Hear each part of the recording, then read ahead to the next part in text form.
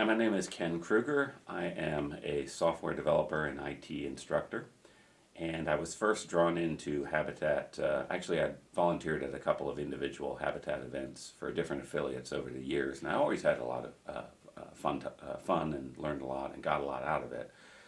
And then I had an event, there was an event with the University of South Florida Alumni Association, a volunteer day with Habitat for Humanity Winter Park Maitland affiliate. So I went out and I participated, and of course I had fun like I always do with the Habitat Volunteer Day. And then I thought, why don't I just keep doing it? It looks like they could use some volunteers, so I kept doing it.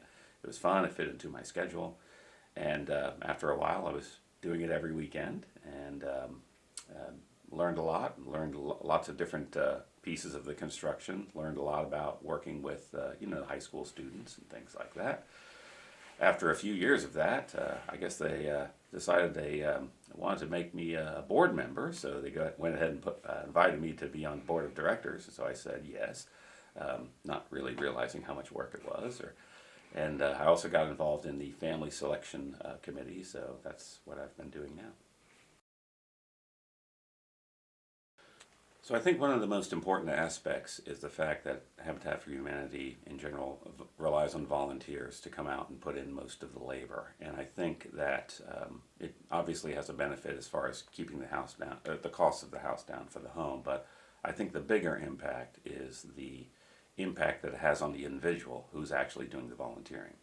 Because when you are that person, when you're the person making the contribution, when you're the person out there sweating and painting and getting paint on your clothes and hitting your thumb with a hammer, you actually get a great sense of community and being involved in the community and giving back to the community that a lot of times in our modern society most people don't have most of the time. So I think that one of the biggest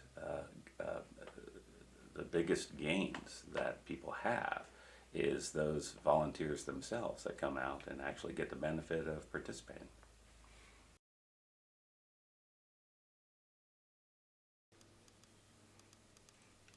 Working with students. So one of the great things about the affiliate in Winter Park Maitland is that we're one of the few affiliates, as far as I know, that really embraces the idea of working with students, especially at the high school level, but also in the local colleges as well. So it's always very fun, I think, to have students from Trinity Prep, Winter Park High School, and some of the other high schools around the area come out. A lot of times they have a lot of energy, they have a lot of enthusiasm.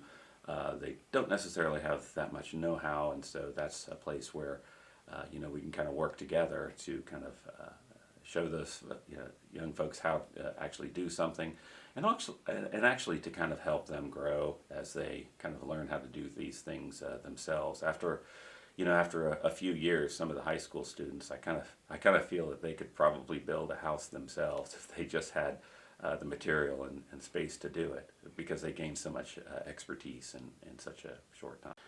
So another factor that we see is that the impact on the children of the families who are becoming homeowners.